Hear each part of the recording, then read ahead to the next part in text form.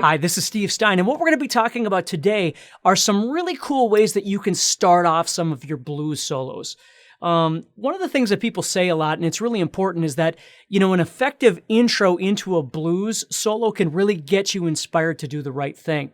And oftentimes we'll just kind of start off by playing a note, and there's nothing wrong with that. That's perfectly fine. But what I thought might be cool is to give you some different ideas of some introductions that you can do to kind of kickstart your solo and get creative. So let's check these out.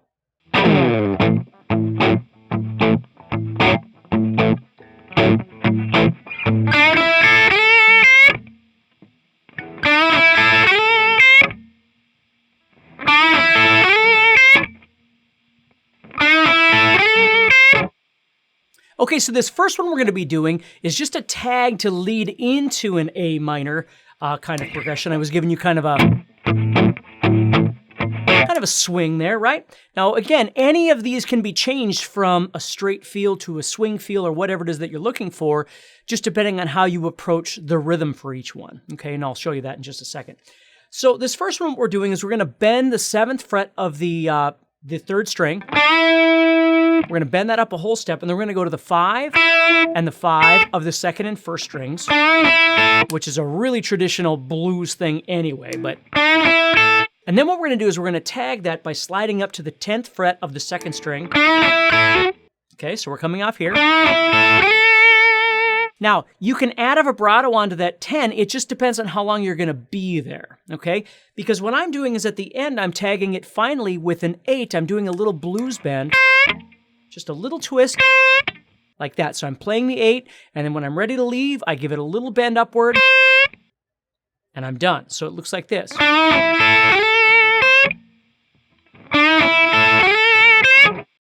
Now, you wouldn't have to play the last note. You could just go, and it would sound pretty darn cool, but I'm just ending it with that. And what that does is it gives me an opportunity to stop what I'm doing and then go somewhere else and do something else. Whatever I'd like to do. So ending with that little blues bend on the 8 creates a pause, which is always really nice anytime you're soloing. When you create space, it gives the listener time to rest from what you just did and prepare for the next thing that's happening. So as I play this,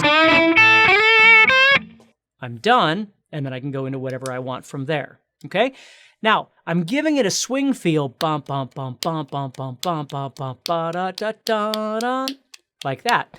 But I wouldn't have to if I wanted to play it 1 and 2 and 3 and 4 and... I just have to think about how I want to play it differently. Okay, so if I had a straight rhythm, that I'm just going to change up that rhythm a little bit, and I want you to understand how important that is, because you're going to apply that to everything that you learn. You might learn a really great lick, and then, you learned it in a straight sort of feel, and then all of a sudden you need it for a swing, and then it doesn't really work.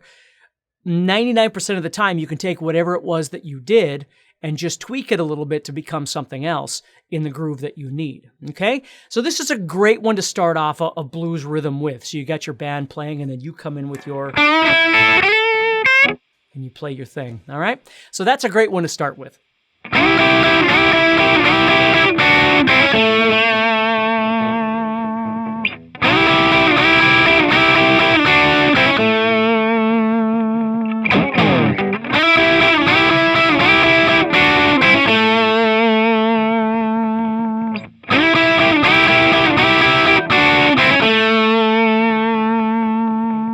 Okay, so now this one would be like a pre-band lick that you could do.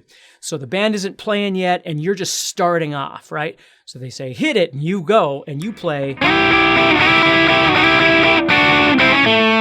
When you hit that note right there, that's 7, which is the A, which is the root, okay? When you hit that note, that's when the band starts. Okay, so what I'm doing here is I'm just playing the 8th fret of the 2nd string and the 9th fret of the 3rd string, and I'm using my 3rd and my middle finger. You might use these two. I like to use these two for what's coming next. So what I'm going to do is I'm just sliding up a half step from the 7 and the 8 up to the 8 and 9. And then I'm just going to strum it a couple more times. And I'm going to do that 3 times. Now, if for some reason you'd like your slide to be a little longer, it's okay if you make it a little longer. It doesn't have to start in 7 and 8. It's just that you need to be in the right place quickly, right? So you don't want to take too long. You don't want that. You want to be there right away. Like that, okay? So I'm doing that 3 times. And then what I'm going to do is go to the 7th fret of the 2nd and 3rd strings, and I'm just using my 3rd finger to do that. So I'm going... And then I'm going to go down to the 2 5s, the 2nd and 3rd strings with my 1st finger, and I'm going to do a hammer-on to the 6th fret of the 3rd string. Go to the 7th fret of the 4th string. So I have...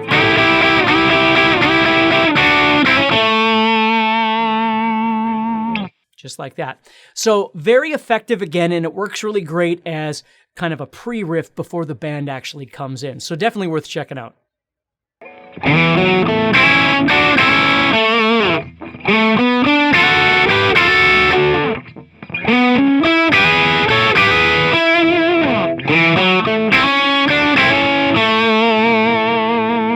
Okay, so here is a very Stevie Ray Vaughan inspired kind of intro lick that you can do. And you can just stay in one spot and do this. You don't have to move all over the place. Although I'm going to show you a couple of different ways to do this. So basically, again, we're going to be in the A minor pentatonic. We're going to be starting off on the 7th fret of the 5th string. We're going to slide into that. And then what we're going to do is play 4, 7 on the 4th string. So that 4th fret is a little bit different, and that's what really gives this the spice to make it sound very unique, is instead of playing 5 like you normally would when you're in minor pentatonic, you're playing 4, 7, okay? Now again, the fingering doesn't make any difference. If you'd rather use the pinky to do this or do it like that or whatever works for you, it's perfectly fine, okay? Again, either one would work fine. And it's not too fast that, you know, there's a certain fingering that would work better than another. I don't think that really makes any difference. Sorry. Then what I'm going to do is I'm going to end this by going to the 5th fret of the 2nd and 3rd strings like I did earlier. Okay, so I have... And then I'm going to do that same hammer onto the 6th fret. And what I want you to recognize is how a lot of these various techniques are used over and over and over in blues. They're very, very important.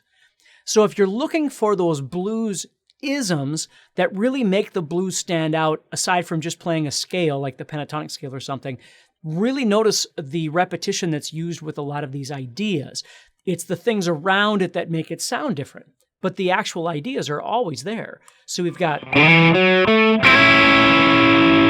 And then what I'm going to do is play the 2 7s, then back to the 5s, hammer to 6. So I have... And then I'm going to end it on the 7th fret of the 4th string, which is my A, which is my root. So I have... That's it. That's all it is, okay? So it's a great way. The band starts off, you're going to go... They come in right there. So you got...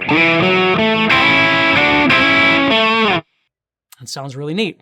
Now, the Stevie Ray Vaughan style, what he does is he moves up to the D over the 4 chord, right? So we got A, and then we're moving to D. That's our 4 chord. He moves up and does it over D, which we could certainly do. We've got our 5 chord. We could do it over our 5 chord. 4.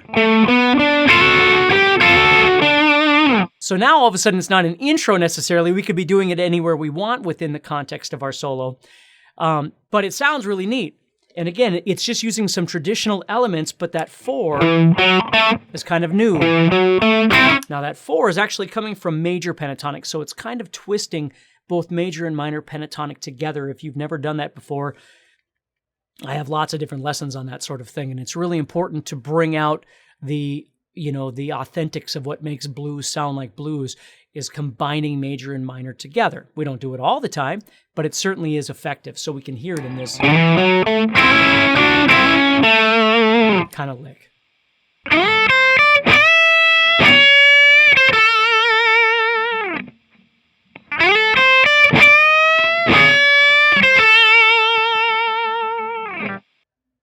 right, moving on to intro lick number 4. What we're doing here is starting off by playing this.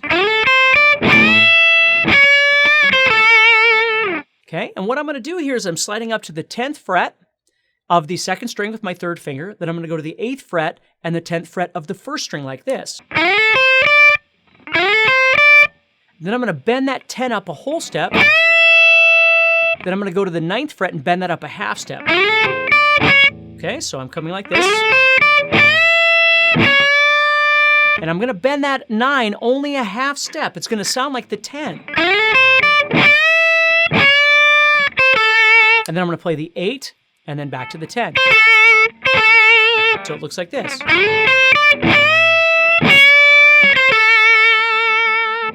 Okay, so this one, again, like the Stevie Ray Vaughan one, can start off going dun, dun, dun, then your band would come in. So you'd have, and then right there, they would come in.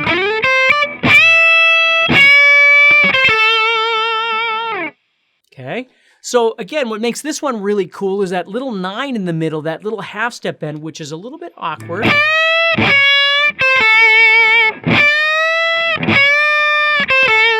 It sounds really, really cool, so it's worth checking that one out as well.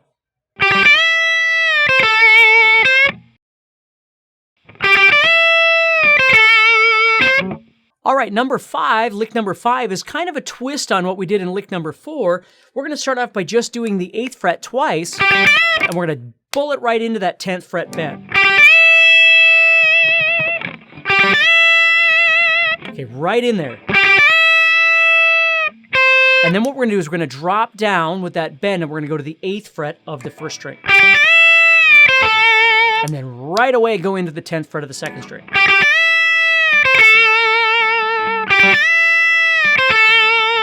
And then what we can do is we can tag it at the end with this little 8 blues bend again. So we have... Okay, so it's a really cool sounding little intro. Okay, so you can play it as slow as you want. And the great thing about that little blues bend at the end is that you don't have to go to it right away. You can always hang out for a while. And then when you're ready, and again, you can take that 8, take as long as you want before you give it that little blues bend. If you want to stay there a little while longer. So it sounds pretty cool that way.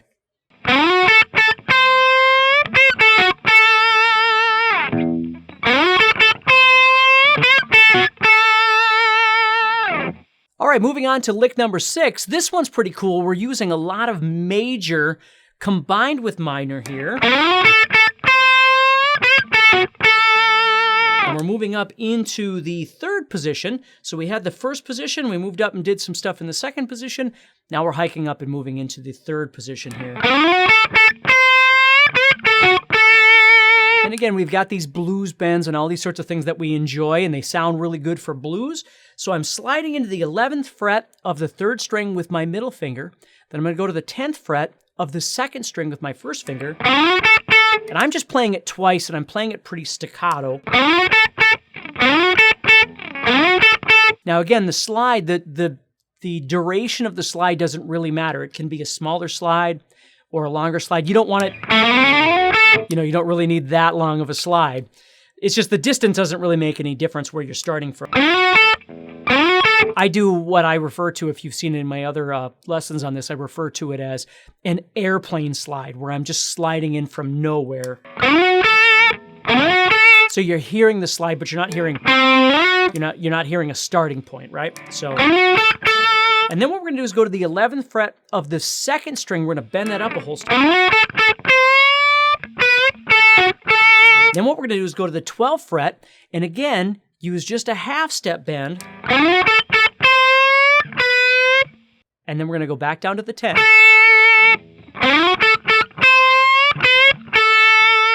And the trick here is trying to make those bends sing. You'll notice that the first one is quite long, and then the second one is a little bit shorter and goes right to the 10.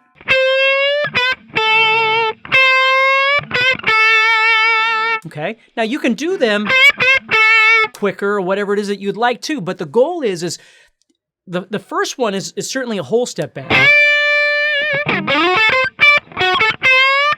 And the second one is a half step bend. But I think what's almost more important than the whole step or the half step part of it is selling the two of them together, kind of like a singer. So even if they don't go quite high enough or whatever it might be, you're not really doing you're not really doing those kind of bends. You're trying to sell the musicality of those two together like a voice would when somebody was singing really soulfully. So it takes a little while to get used to, but it's certainly very, very effective. So, and then all I did was tag this. Again, you don't have to, but I tagged it at the end with a return to the 11 and then back to the 10 like this. But you wouldn't have to. You could, again, just go... Okay, and it would sound really, really cool. So again, please understand, it's not how fast can you get through these licks, it's how effective can you make them sound in your playing. So when people listen to you play, they're sold on there's no great word for this, but they're sold on the professionalism of how what you're playing, the authentic sound that you're giving them with the licks that you're playing. That's what's most important here.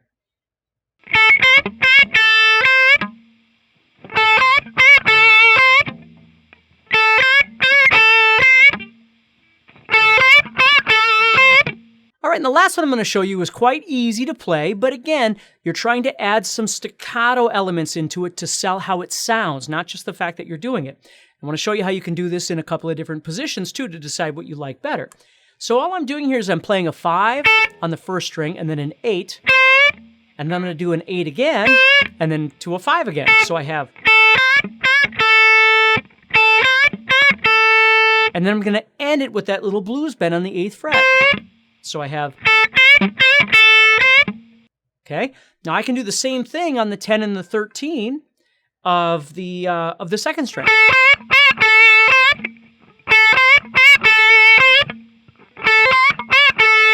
Now, why would I want to do it one position or the other? Well, it depends on where I'd like to start from, number one. Maybe what feels more comfortable or what looks more comfortable might be number two. But for me, to be honest with you, when I play it down here, because I'm on the first string, it doesn't give me a lot of control to do a vibrato. I can do a little bit of vibrato, right? But up here, I can do my normal vibrato towards the floor,